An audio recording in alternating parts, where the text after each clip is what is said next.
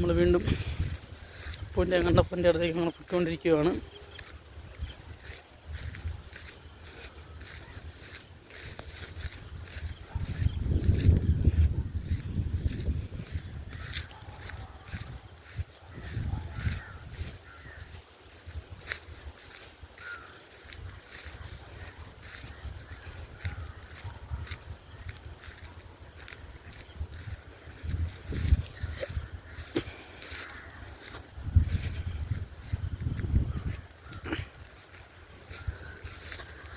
അതെ, നമ്മളെ അപ്പവും കണ്ണപ്പനും നിൽക്കുന്ന സൈറ്റിലെത്തിയിട്ടുണ്ട്.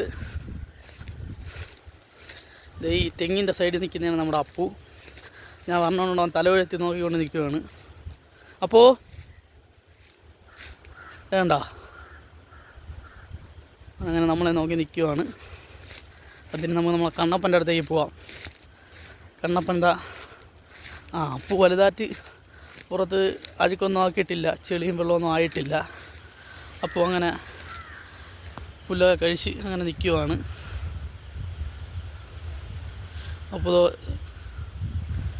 ചെറിയ രീതിയിൽ എന്നാലും അപ്പൂനെ വൈകുന്നേരം കുളിപ്പിക്കണം. ദേഹം മൊത്തം അല്ലെങ്കിൽ പകുതി ഭാഗമെങ്കിലും ചേറാക്കി വെച്ചിട്ടുണ്ട്. അപ്പോൾ എന്തായിരുന്നാലും ഇനി അപ്പൂനെ ഒന്ന് നന്നായിട്ട് കുളിപ്പിച്ചെടുക്കണം.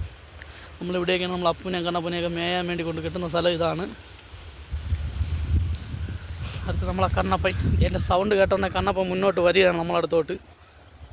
കണ്ണപ്പൻ തോന്നി നോക്കുകയാണ്, ഇതാരാണ് വീഡിയോ എടുക്കുന്നത്, എന്ത് ചെയ്യുന്നത് നോക്കുകയാണ്.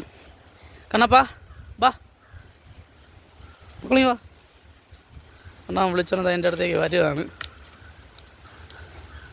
കണ്ണപ്പ ബാ ബാ, പുളി ബാ, കണ്ണപ്പ ബാ ബാള. കണ്ണപ്പ അങ്ങനെ നിൽക്കുവാണ്. ഞാൻ ഇനി അവൻ്റെ അടുത്ത് പോയാലേ അവൻ നിൽക്കത്തുള്ളൂ. അങ്ങനെ അതാണ് നമ്മളെ കണ്ണപ്പൻ. കണ്ണപ്പനെ ഫുള്ളായിട്ട് കാണിച്ചു തരാം. കണ്ണപ്പ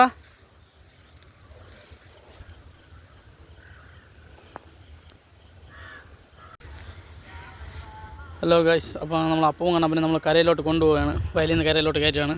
കയറാ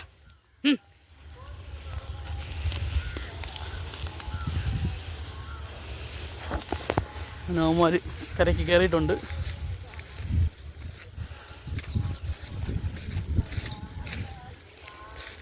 ഇങ്ങോട്ട് പോടാ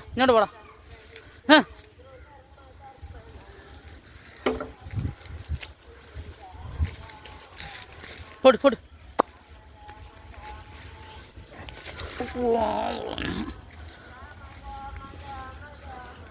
ഓ അപ്പം അങ്ങനെ ഇവിടെ പോവുകയാണ് രണ്ടുപേരും കൂടെ. അങ്ങനെ അവർ മുന്നോട്ട് പോയിക്കൊണ്ടിരിക്കുകയാണ്. അവരെ പുറകെ ഞാനും ഉണ്ട്.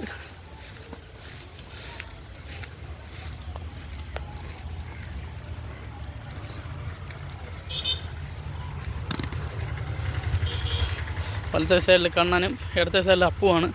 പോടാ.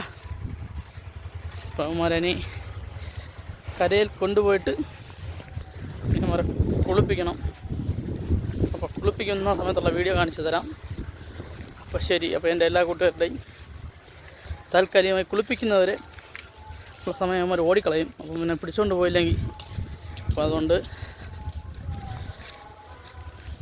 നോക്കിയിട്ട് അവിടെ ചെന്ന് കെട്ടിയതിന് ശേഷമുള്ള വീഡിയോ കാണിച്ചു തരാം.